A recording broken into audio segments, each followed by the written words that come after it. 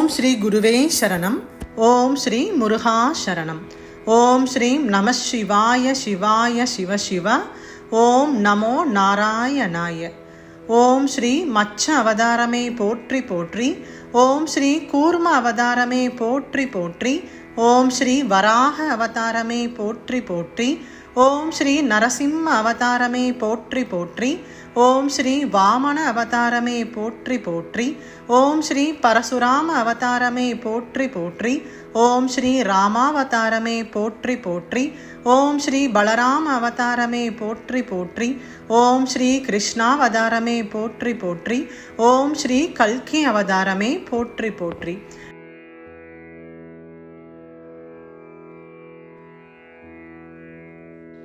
நாம் இன்றிலிருந்து விஷ்ணு சகஸ்ரநாமம் குறித்தும் அதில் இருக்கக்கூடிய ஒவ்வொரு ஸ்லோகங்களுக்கான விளக்கங்களையும் நாம் காணவிருக்கிறோம்.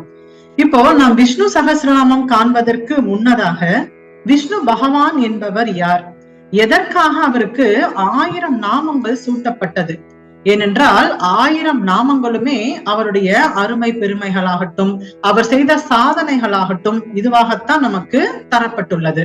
அப்போ அவருடைய சாதனையை படிப்பதற்கு முன்னதாக அவர் யார், எதனால் அவருக்கு இத்தனை நாமங்கள் கொடுக்கப்படுகிறது, அவரையே நாம் ஸ்ரீஹரிங்கிறோம், நாராயணர்னு சொல்றோம், திருமால்னு சொல்றோம், பெருமாள்னு சொல்றோம், அதே மாதிரியே விஷ்ணு பகவான் அப்படிங்கிறோம்.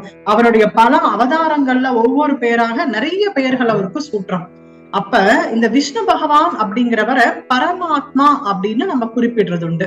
அப்போ அவர் யார், எப்படி அவர் பரமாத்மாவாக உயர்ந்தார், அல்லது இந்த பூமியில் பரமாத்மான்னு தனிப்பட்ட யாராவது ஒருவர் இருக்கிறார்களா, அவரைத்தான் நாம் திருமால் பெருமாள்னு அழைக்கிறோமா அப்படிங்கிற சில விஷயங்கள்ல பார்க்கலாம். ஏனென்றால் ஒருவரை குறித்த அவங்களுடைய பேக்ரவுண்ட நம்ம முழுசா தெரிஞ்சுக்கிட்டோம் அப்படின்னா அவர்களை பற்றி தெரிந்து கொள்வதற்கு இன்னும் நமக்கு ஆர்வம் அதிகமாக வரும். இப்ப பரமாத்மா என்பவர் யார் அப்படிங்கறத நம்ம எங்கிருந்து இதற்கான அர்த்தம் சொல்லலாம் அப்படின்னா, சிவபுராணம் எல்லாருமே படிச்சிருப்போம். அந்த சிவபுராணம்ல நம்முடைய மாணிக்க வாசகர் சில வரிகளை கொடுத்திருப்பார். என்னன்னா, புல்லாகி பூடாய் புழுவாய் மரமாகி பல் விருகமாகி பறவையாய் பாம்பாகி கல்லாய் மனிதராய் பேயாய் கணங்களாய் வல் அசுரராகி முனிவராய் தேவராய், அதோட நிக்கல, செல்லா நின்ற இத்தாவர சங்கமத்துள் அப்படின்னா தேவருக்கு மேல இன்னும் ஏதோ ஒண்ணு இருக்குன்னு அர்த்தம். அப்ப நம்ம மாணிக்க வாசகரையே என்ன சொல்லுவோம் அப்படின்னா, வான் கலந்த மாணிக்க வாசக அப்படின்னு வள்ளலார் அவர்கள் பாடுவாங்க. அதற்கு என்ன காரணம் அப்படின்னா, மாணிக்க வாசகர் இந்த மாதிரியான திருவாசகம் அனைத்தையுமே முடித்த பின்னால் தனக்கு அதை பிரதி எடுத்து கொடுத்தது இறைவன் சிவபெருமானே என்று தெரிந்து அதன் பின்னால் அந்த சன்னதிக்குள் சென்று அப்படியே மறைந்து விட்டார் அப்படின்னு நம்ம பார்த்திருக்கோம். அதுக்கு என்ன அர்த்தம், அங்க மறைஞ்சிட்டாருன்னா மாயாஜலம் நடந்ததா அப்படின்னா, உடல் என்பது நில மூலக்கூறுகள் அப்படின்னு சொல்லப்படக்கூடிய அந்த மூலக்கூறுகளால் ஆனது. அதை அனைத்தையும் நம்மளுடைய உடல் முழுவதையும் ஆகாயமாக மாற்றும் பொழுது நாம் இருக்கக்கூடிய இடமே மறைந்து போகும். அப்ப இருக்கக்கூடிய மூலக்கூறுகளிலேயே ஆகாய மூலக்கூறு தான் மிக உயர்ந்த மூலக்கூறு அப்படின்னு சொல்லுவாங்க. அப்ப ஆகாய மூலக்கூறு எங்க இருக்குன்னு பார்த்தா, நம்ம வானத்தை அண்ணார்ந்து பார்க்கும் பொழுது வானம் முழுவதும் இருக்கக்கூடியது ஆகாயம். அப்படியாக ஆகாயமாக தன்னை மாற்றி மறைந்தவர், அதாவது இறைவனோடு ஒன்று சேர்ந்தவர் அப்படின்னு சொல்றோம். அப்பேற்பட்டவர் எழுதிய இந்த சிவபுராணம்ல சொல்லியிருக்காங்க, ஒரு ஆத்மா என்பது இந்த புவியில் பிறப்பெடுக்குதுன்னா ஓரறிவுள்ள ஜீவன் ஈரறிவுள்ள ஜீவனாக இந்த மாதிரி பிறப்பு எடுத்து எடுத்து எடுத்து ஒரு கட்டத்தில் 6ஆம் அறிவு அப்படிங்கிற மனித பிறப்பு எடுத்து அதனோடு நின்று விடுகிறதானா? கிடையாது. 6ஆம் அறிவிற்கு 6ஆம் அறிவு பெற்ற மனிதனுக்கு தான் யார் என்றும் தன்னை படைத்தது யார் என்றும் தெரிந்து கொள்ளக்கூடிய அறிவு இருக்கு. அப்ப அவர்களால் மட்டும்தான் அதுக்கும் அடுத்த ஸ்டெப்புக்கு கடந்து போய் இறைவனை இறுதியாக அடைய முடியும். அப்படி பார்க்கும் பொழுது மனித பிறவிக்கு முன்னால் என்னென்னலாம் இருக்குன்னு இதுல கொடுத்திருப்பார். ஓரறிவுனா புல் செடி பூண்டுன்னு சொல்லக்கூடிய புழுவாகி மரமாகி பல் விருகமாகி அதன் பறவையாய் பாம்பாய் இப்படியெல்லாம் சொல்லிக்கொண்டே வருபவர் மனிதர்னு சொல்லி மனிதருக்கு அப்புறம் பேயாய் அப்படிங்கிறாரு. அப்ப மனிதருக்கு அப்புறம் பேய் ஜென்மமான்னு கேட்டா கிடையாது. மனிதர்கள் முக்தி பெற்று விட்டால் அதற்கு அடுத்த உயர்ந்த நிலையாகிய தேவகணங்கள் அப்படிங்கிற நிலைக்கு போகலாம். அல்லது மனிதர்கள் பெரும் பாவங்கள் செய்து அடுத்த பிறவி கிடைப்பதற்கு காத்து கொண்டிருக்கக்கூடிய அந்த நேரத்தை தான் பேயாய் அப்படின்னு இங்க சொல்றாங்க. அப்போ தேவராய், கணங்களாய், அசுரராகி, முனிவர், தேவர். அப்ப அடுத்தடுத்த படிநிலை 6ஆம் அறிவை தாண்டி 7ஆம் அறிவு, 8ஆம் அறிவு, 9ஆம் அறிவுன்னு ஒன்றொன்றா செல்ல செல்ல மனித நிலை என்பது தேவகணங்கள், முனிவர்கள், இன்னும் தேவர்கள், தெய்வங்கள் அப்படின்னு ஒன்றொன்றா கடந்து கடந்து மேலே போய்கொண்டே இருக்கும். இங்க தேவரோட நிறுத்திட்டாங்க. அதற்கு மேல் இன்னும் படிநிலைகளை நமக்கு சொல்லல. ஏனென்றால் அது இன்னும் பெரிய லிஸ்டா கூட போகலாம், நமக்கு தெரியாது. ஆனால் உண்மை என்பது இந்த உலகில் ஒரு ஆத்மா பிறப்பெடுத்து ஒவ்வொரு அறிவாக அந்த ஆத்மா பிறப்பு எடுத்து எடுத்து எடுத்து பல ஜென்மங்கள், பல பிறவிகள் எடுத்து அதன் பின்னால் தான் அதற்கு மனித பிறப்பு கிடைக்கும் என்று, அதற்கப்புறம் இன்னும் அடுத்தடுத்த படிநிலைகள் ஆன்மா என்பது விடுதலையாகி போக போக போக இன்னும் உயர்ந்து உயர்ந்து உயர்ந்து போய் அதான் தெய்வங்கள் அப்படிங்கறதெல்லாம் நம்ம சொல்றோம். அப்ப இப்ப நம்ம முருகப்பெருமான தெய்வங்கிறோம், ஐயப்பனை தெய்வங்கிறோம் அப்படின்னா அவர்களும் இந்த பூமியில் நம்மை போலவே பிறந்து வளர்ந்து மனித பிறவி எடுத்து அதன் பின்னால் இன்னும் அதற்கு அடுத்தடுத்த படிநிலைகளை கடந்து கடந்து கடந்து போய் தெய்வ நிலையில் இருப்பவர்கள் அப்படின்னு.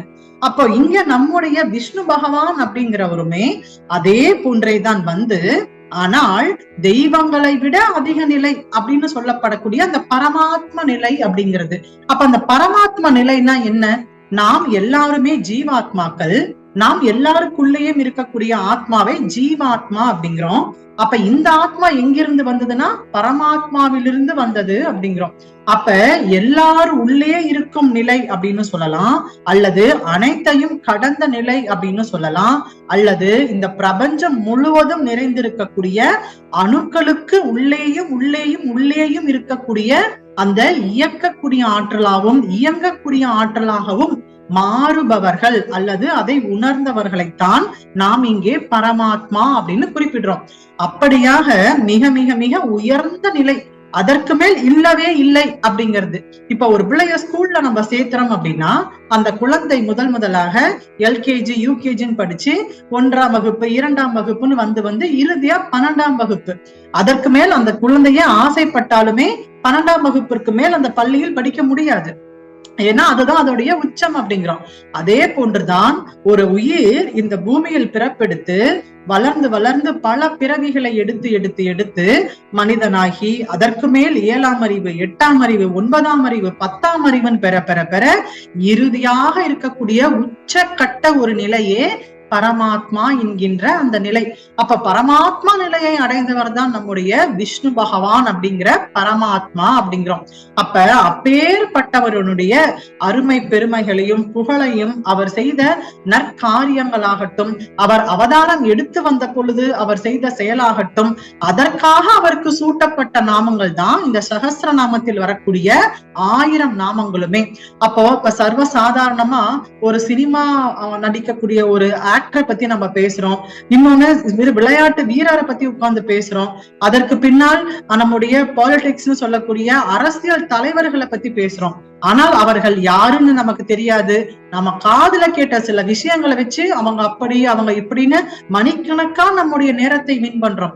ஆனால் பரமாத்மா நிலைக்கு உயர்ந்த இப்பேற்பட்ட ஒரு ஆத்மாவை பற்றி நாம் பேச பேச பேச என்ன ஆகும்னா நம்முடைய ஆத்மாவும் தன்னால் உயர்ந்து கொண்டே போகும், நமக்கே தெரியாம.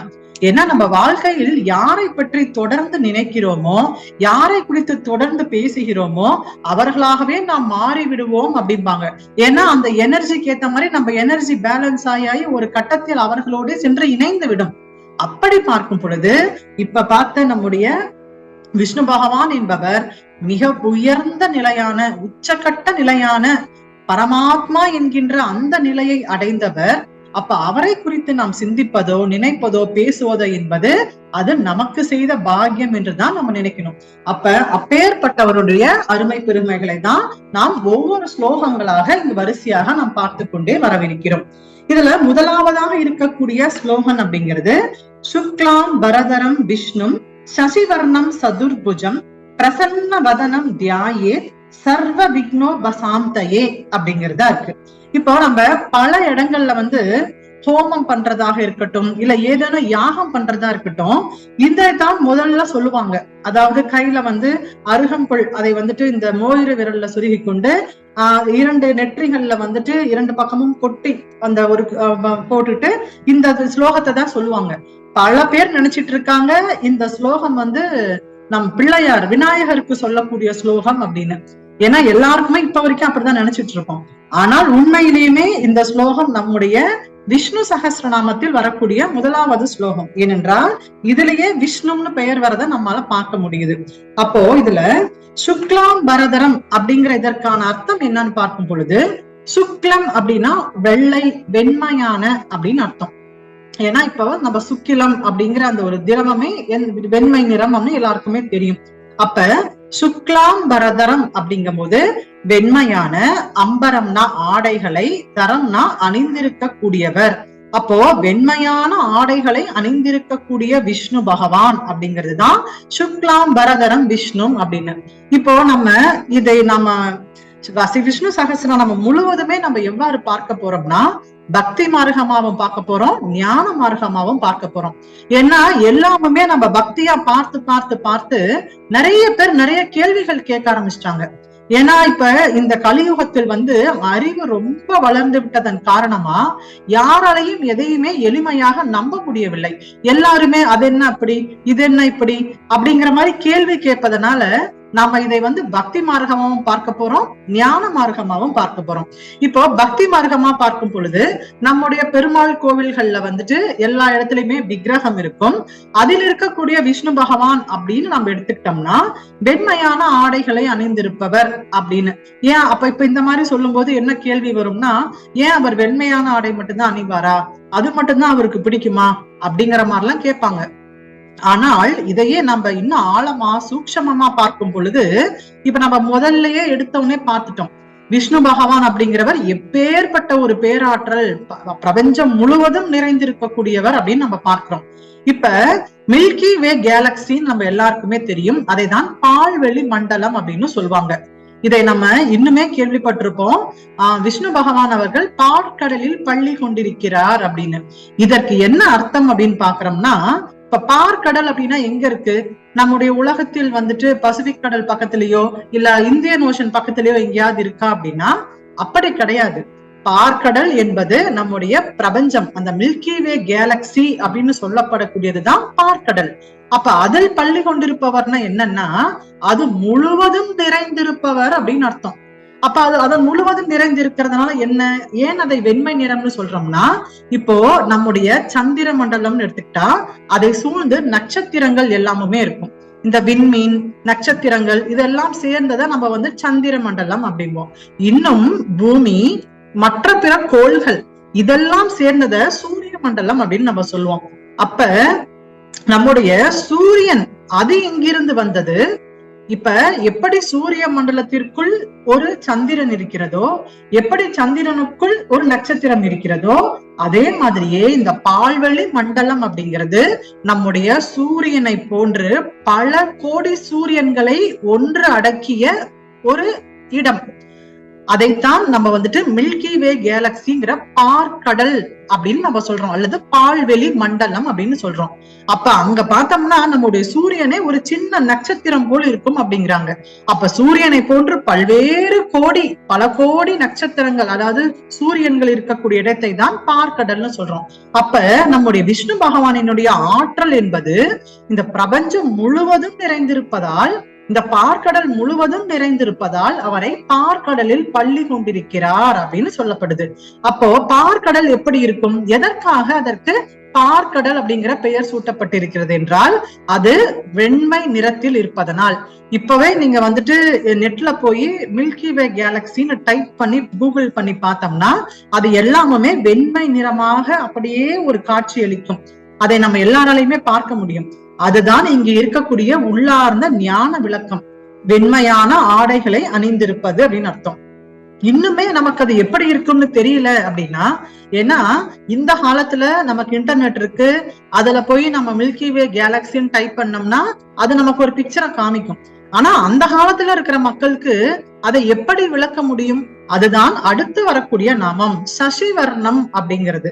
அப்போ சசிவர்ணம் அப்படிங்கிறது நிலவு போன்ற தூய்மையான நிறமுடையவர் அர்த்தம்.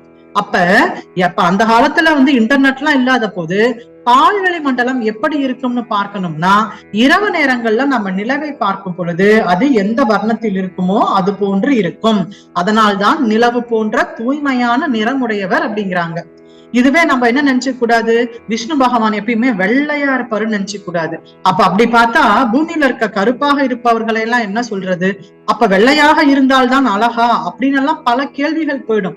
இங்க இறைவனை எப்பொழுதுமே நாம ஒரு ஆற்றலாக உருவப்படுத்தி பார்க்கும் பொழுது நம்மால் மெலிதாக இணைந்து விட முடியும். ஆனால் அவரையே ஒரு கோவிலுக்குள்ள இருக்கக்கூடிய விக்கிரகமாக பார்த்தோம்னா அவர் எங்கேயோ இருக்கிறாரு போல இருக்கு, ரொம்ப தூரத்துல இருக்கார் அப்படிங்கிற அந்த இடைவெளிதான் நமக்குள்ள ரொம்ப அதிகமாக இருக்கும். அப்போ இங்க சசிவர்ணம் அப்படிங்கிறது இதை குறிப்பிடுது. அடுத்ததாக சதுர்புஜம் அப்படிங்கிறது என்னன்னா 4 கரங்களை உடையவர் அப்படிங்கிறாங்க. இப்ப நம்ம மனிதர்கள் நம்ம எல்லாருமே இருக்கோம். நமக்கு பொதுவா 2 கைகள் தான் கொடுக்கப்பட்டுள்ளது. அப்ப மனிதர்களுடைய மூளைக்கு எல்லாருடைய மனிதர்கள் இப்ப நம்ம பாக்குறோம்னா நாம் எதிர்த்த இன்னொரு ஆணையோ பெண்ணையோ பாக்குறோம். அப்ப இந்த உருவத்தை தான் நம்மால எளிமையாக ஏற்றுக்கொள்ள முடியும். அதனாலதான் தெய்வங்களை எல்லாரையுமே நம்முடைய மனித ரூபத்திலேயே படைத்திருக்கிறார்கள். அப்ப நமக்கு 2 கைகள் தான் இருக்கிறது அப்படின்னா இறைவனுக்கு மட்டும் எப்படி 4 கைகள் வந்தது? அவருக்கும் 2 கைகள் தானே கொடுக்கப்பட்டிருக்கணும் அப்படின்னு பார்த்தோம் அப்படின்னா, இப்ப உதாரணத்திற்கு சொல்லணும்னா, ஒரு வீட்டுல ஒரு ஹவுஸ் ஒய்ஃப் நிறைய வேலைகள் செய்து கொண்டே இருப்பாங்க. அப்ப யாராவது அவங்க வீட்டுல சின்ன குழந்தையோ இல்ல கணவரோ எனக்கு அதை செஞ்சு கொடு, எனக்கு இதை செஞ்சுட்டியா, அந்த வேலை முடிஞ்சுதா இப்படிங்கிற மாதிரி கேக்குறப்ப அவங்க என்ன சொல்லுவாங்க, எனக்கு என்ன 10 கையா இருக்கு அப்படிம்பாங்க. அப்ப 10 கைகள் இருப்பது அப்படின்னா என்னன்னா 10 இடத்துல சுத்தி சுத்தி சுத்தி வேலை செய்ய முடியுமா அப்படின்னு அர்த்தம். அப்ப அதே மாதிரி இங்க 4 கரங்கள் எதற்காக எல்லா தெய்வங்களுக்குமே கொடுக்கப்பட்டுள்ளது என்றால் அவர்கள் சதுர்புஜம், அதாவது எல்லா திசையிலேயுமே நிறைந்து இருப்பவர்கள் அப்படின்னு அர்த்தம். இப்ப நம்ம முன்பே பார்த்துட்டோம், இறைவன் என்பவர் அந்த பால்வெளி மண்டலம் முழுவதும் நிறைந்திருக்கக்கூடிய பேராற்றல் அப்படின்னு. அப்ப அவர் இந்த பக்கம் மட்டும்தான் இருப்பாரு, கிழக்க நோக்கி மட்டும்தான் இருப்பார், வடக்க நோக்கி மட்டும்தான் இருப்பார், அவர் தெற்க போனா மட்டும்தான் பார்க்க முடியும், அல்லது அவர் ஆசீர்வாதம் இந்த பக்கம் மட்டும்தான் தருவார், அப்படி கிடையவே கிடையாது. நமக்கு நம்முடைய மூளைக்கு தெரிந்தது 4 திசைகள், அல்லது வடமேற்குங்கிறது 2ஐயும் சேர்த்து ஒரு திசையா சொல்வதை தான் தவிர முக்கியமாக இருக்கக்கூடியது 4 திசைகள். அப்ப தன்னுடைய ஆற்றல்களை பராக்கிரமத்தை அனைத்து திசைகளிலும் காட்ட வல்லவர்களுக்கு தான் இத்தனை கரங்கள் அப்படின்னு சொல்லப்படுது. அதனாலதான் எல்லா தெய்வங்களுக்குமே இத்தனை கரங்கள் இத்தனை முகங்கள்னு சொல்றாங்க. அப்போ அந்த விக்கிரகத்தில் இத்தனை இருக்கிறது என்றால் உண்மையா அவங்க வாழ்ந்தப்ப இத்தனை வைத்திருந்தார்களா அப்படி எடுத்துக்க கூடாது. ஆனால் அவர்கள் அத்தகைய வல்லமையை பெற்றவர்கள் அப்படின்னு அதன் பின்னால் இருக்கக்கூடிய சூட்சமமான சில அர்த்தங்களை பார்க்கும் பொழுது நமக்கு புரியும். அடுத்ததாக பிரசன்ன வதனம் அப்படிங்கிறது. இந்த பிரசன்ன வதனம் அப்படின்னா சிரித்த முகங்களை உடையவர் அப்படின்னு. அப்போ நம்ம எல்லா விக்கிரகமுமே நம்ம இறைவனா படைக்கும் பொழுது எதுவுமே நம்ம ரொம்ப சோகமான முகத்தோடையோ கோபமான முகத்தோடய படைக்கிறது கிடையாது. எப்பொழுதுமே ஒரு வசந்தமான சிரித்த முகத்தோடு தான் நம்முடைய எல்லா இறைவனுடைய விக்கிரகங்களுமே செய்யப்படுகிறது. அது ஏன் அப்படி அப்படின்னு பார்க்கும் பொழுது இப்ப ஒருவருடைய முகம் என்பது பிரசன்ன வதனம் அப்படிங்கும் பொழுது நல்ல மலர்ந்த முகம். சிரிப்பது என்பது வேறு, மலர்ந்து இருப்பது என்பது வேறு. ஏன்னா நம்ம சிரிக்கணும்னா சும்மா பொய்யா கூட கன்னத்தை சும்மா இழுத்து சிரிச்சுட்டு போயிடலாம். யாரையாவது பாக்குறோம், அவங்கள நமக்கு அவ்வளவா பிடிக்காது, ஆனா சிரிச்சே ஆகணும் அப்படின்னா அந்த சிரிப்பு வேற மாதிரி இருக்கும். அல்லது யாரையாவது கிண்டல் பண்றோம்னா அந்த சிரிப்பு வேற மாதிரி இருக்கும். இல்ல யாரையாவது குத்தி காமிச்சு பேசும்போது அவங்கள நம்ம வேணும்னே ஹர்ட் பண்றோம்னா அந்த சிரிப்பு வேற மாதிரி இருக்கும். ஆனால் இங்க பிரசன்ன வதனம் அப்படிங்கிறது உள்ளிருந்து வரக்கூடிய மகிழ்ச்சி, அதுதான் பிரசன்ன வதனம் அப்படிங்கிறோம். அப்ப அந்த அநாகத சக்கரம் அப்படிங்கிற நம்முடைய அந்த நெஞ்சு குழியில் இருக்கக்கூடிய சக்கரம் என்பது யார் யாருக்கெல்லாம் மலர்ந்து விரிந்து இருக்கிறதோ அவர்களால் மட்டும்தான் முகத்தில் உண்மையான புன்னகையை கொண்டு வர முடியும். அல்லது எப்பொழுதுமே முகம் என்பது ஒரு அன்பாக மலர்ந்தே காணப்படும். அப்ப இதை நம்முடைய இறைவனோடு சொல்லும் பொழுது அவர் எப்பொழுதுமே அன்பான அந்த ஒரு அன்பான ஆற்றலோடு எப்பொழுதுமே எல்லாரோடுமே சிரித்த முகத்தோடு இருப்பவர் அப்படிங்கிறதுதான் இந்த பிரசன்ன வதனம் அப்படிங்கிறாங்க. அப்ப இறைவனை தியானிக்கும் பொழுது எது போன்று அவருடைய முகத்தை நாம் நினைத்து கொள்ள வேண்டுமாம், அவருடைய சிரித்த முகத்தை நாம் நினைத்து கொண்டு தியானிக்க வேண்டும் அப்படின்னு நமக்கு சொல்லப்படுது. அதுதான் அது பிரசன்ன வதனம் அப்படிங்கிறாங்க. அப்ப நாம எப்பவுமே சிரித்து கொண்டே இருக்கிறோமா அப்படின்னு பார்த்தா, நாம் எப்பொழுதுமே சத்தம் போட்டு சிரிப்பதுங்கிறது வேறு, முகம் என்பது மலர்ந்து ஒரு புன்னகையோடு ஒரு அன்பாக இருப்பது அப்படிங்கிறது வேறு. இப்ப நம்மளே போய் கண்ணாடியில பார்க்கலாம், எப்ப அந்த மாதிரி முகம் இருக்கும் அப்படின்னு. நமக்கு நிறைய சொந்தக்காரங்க இருப்பாங்க, நண்பர்கள் இருப்பாங்க.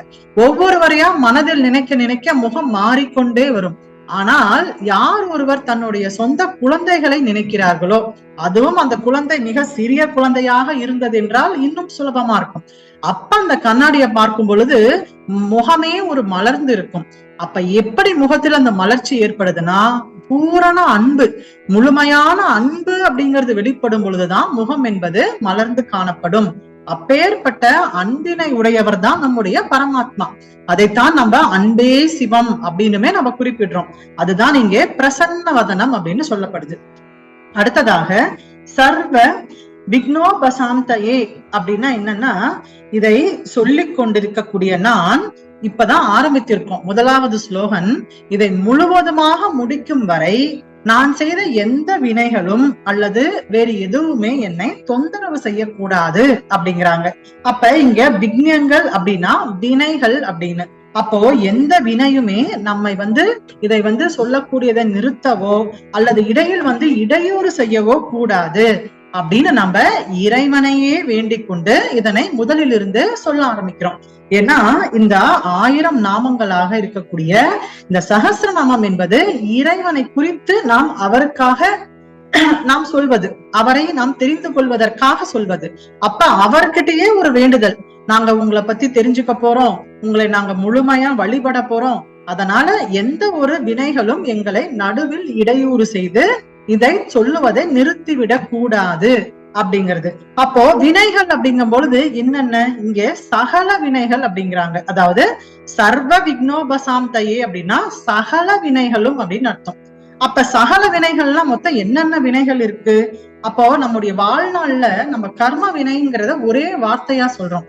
ஆனால் அதை வினைகள் அப்படின்னு பார்க்கும் பொழுது பிராரப்த வினை, சஞ்சித வினை, ஆகாமிய வினைன்னு சொல்லி 3 இருக்கு. அதை ஆகாமிய கர்மா அப்படிம்பாங்க. இது 3ம் தான் நம்முடைய மனித வாழ்வுல தொடர்ந்து ஒவ்வொரு கட்டத்துல வேலை செய்து கொண்டே இருக்கும். இதனால்தான் பிறவிகளும் தொடர்கிறது, வாழ்வில் கஷ்ட நஷ்டங்களாக அதுவும் நடக்கிறது, அல்லது வாழ்வில் சந்தோஷமான நிகழ்வாகட்டும், எல்லாமுமே இந்த வினையினுடைய எதிராக நடப்பதுதான். அதாவது வினைக்கு வினையாக நடப்பது அப்படின்னு. இதுல முதலாவதாக இருக்கக்கூடிய பிராரப்த வினை அப்படின்னு பார்த்தோம்னா, அது நாம் செய்யப்படுகின்ற வினை. இப்ப நம்ம இந்த நேரத்துல நம்ம என்ன பண்ணிட்டு இருக்கோம், அதுதான் பிராரப்த வினை. நல்லது செய்யறோமா, தீயது செய்யறோமா, இன்னைக்கு நம்ம காலையில இருந்து என்ன பண்ணோம், இப்ப என்ன பண்ணிட்டு இருக்கோம், இது எல்லாமே செயல்படுகின்ற வினை பயன். இதுவே சஞ்சித வினை அப்படிங்கிறது இதற்கு முன்னால் நம்ம செஞ்சிருப்போம். போன வருடமோ அல்லது போன மாதமோ யாரையாவது நம்ம ரொம்ப காயப்படுத்தி திட்டிருந்தோம் அப்படின்னா அது சேமித்த வினை. அதற்கான பலன் இன்றைக்கோ நாளைக்கோ எப்ப வேணா வரலாம், நமக்கு தெரியாது. இதே ஆகாமிய கர்மா அப்படின்னா, இன்றைக்கு நம்ம பேசிட்டு இருக்கோம், இன்றைக்கு நான் யாரையாவது ரொம்ப தரக்குறைவா பேசுறனோ, இல்ல யாரையாவது ரொம்ப கடுமையா பேசுறனோ, இல்ல யாரையாவது ஓங்கினால அறையறனோ, இல்ல யாரையாவது நான் புகழ்ந்து ஒருவரை மகிழ்விக்கிறனோ, அல்லது யாருக்கேனும் நான் நல்ல ஒரு தானம் செய்யறேனோ, இது எல்லாமுமே நமக்கு இன்றைக்கு செய்வது வருங்காலத்தில் திரும்ப வரும். அந்த வருங்காலம் என்பது நாளைக்காகவும் இருக்கலாம், 2 மாதம் கழித்தாகவும் இருக்கலாம், 2 வருடம் கழித்தாக கூட இருக்கலாம். அது எப்போ நமக்கு தெரியாது. இதத்தான் நம்ம ஆகாமிய வினை கர்மா அப்படிங்கிறோம். அப்ப இன்றைக்கு நாம் வாழ்வில் ரொம்ப சுகமா சௌக்கியமா சந்தோஷமா இருக்கிறோம் அப்படின்னா இதற்கு நாம் செய்த சஞ்சித வினை, அதாவது சேமித்து வைத்த வினையில் நல்ல வினைகளை சேமித்து வைத்திருக்கிறோம் அப்படின்னு அர்த்தம். இதைத்தான் நம்ம புண்ணியம் அப்படிம்போம். ஆனால் இன்றைய காலகட்டம் கொஞ்சம் கடினமாக இருக்கிறது அப்படின்னா இது நாம் இதற்கு முன்னால் செய்த பாவத்தினுடைய பலனாக இருக்கும். அதனால நம்ம என்ன செய்யணும், வருங்காலம் நமக்கு சிறப்பாக இருக்க வேண்டும் அப்படின்னா இன்றைக்கு இந்த நிமிடம் நான் என்ன செய்கிறேன், நான் மற்றவர்களுக்கு உதவி செய்கிறேனா, அல்லது மற்றவர்களை பற்றி புரளி பேசுகிறேனா, அல்லது நிறைய தான தர்மங்கள் செய்யறேனா, அல்லது நல்ல நல்ல விஷயங்கள் வாழ்க்கையில் நான் நிறைய கற்றுக்கொண்டே இருக்கிறேனா, இது எல்லாமுமே நம்முடைய கைகளில், அதாவது நம்முடைய கண்ட்ரோல்ல எல்லாமே வந்துருச்சுன்னா நாளையதை பத்தி நம்ம கவலைப்படவே தேவையில்லை. ஏன்னா இன்றைக்கு ஒன்று நன்றாக விதைக்கும் பொழுது அதிலிருந்து வரக்கூடிய காய்களோ கனிகளோ நமக்கு உதவிகரமாக இருக்கும் அப்படிங்கிறது நமக்கு எல்லாருக்குமே தெரியும். இதுதான் வினைகள் அப்படின்னு சொல்லப்படக்கூடியது. அப்போ இப்ப நம்முடைய வினை இந்த நேரத்தில் மிக சிறப்பாக இருப்பதனால்தான் நம்மால இந்த உலகத்தில் இந்த நேரத்தில் எவ்வளவோ காரியங்கள் நடைபெற்று இருந்தாலும் கூட ஒரு அரை மணி நேரமோ 1 மணி நேரமோ ஒதுக்கி பரமாத்மாவை பற்றி தெரிந்து கொள்ள வேண்டும், பரமாத்மாவினுடைய இயல்புகள் பற்றி புரிந்து கொள்ள வேண்டும், அவரோடு சென்று இணைய வேண்டும் அப்படிங்கிற அந்த எண்ணமே நமக்கு தோன்றி இருக்கிறது. அப்ப இது போன்ற ஒரு நல்ல விஷயம் இந்த ஒரு மணி நேரம் நம் வாழ்வில் நடக்கிறதுனா இது நாம் செய்த பூர்வ ஜென்ம புண்ணியமே காரணம். ஆக இந்த வினைகளே நம்முடைய வாழ்க்கையில் ஒவ்வொரு கட்டத்திலும் ஒவ்வொன்றாக நிகழ்த்துவதனால் சகல வினைகளிலிருந்தும் நம்மை பாதுகாத்து இந்த விஷ்ணு சகஸ்ரநாமத்தை நான் முழுவதுமாக நல்லபடியாக படித்து முடிக்க வேண்டும் அல்லது பாராயணம் செய்து முடிக்க வேண்டும் அப்படிங்கறதான் இங்க சர்வ விக்னோபசாந்தயே அப்படிங்கிற இந்த நாமம் நமக்கு சொல்லுது. ஆக இதுவே இன்றைக்கு நாம் முதலாவது ஸ்லோகத்திலிருந்து பார்த்த சில அரிய ஞானங்களாக இருக்கின்றது. இதனை நமக்கு வழங்கிய நம்முடைய பரமாத்மாவான விஷ்ணு பகவான் அவர்களுக்கு நம்முடைய ஆத்மார்த்தமான நன்றிகளை தெரிவித்துக் கொள்ளலாம். நன்றிகள்.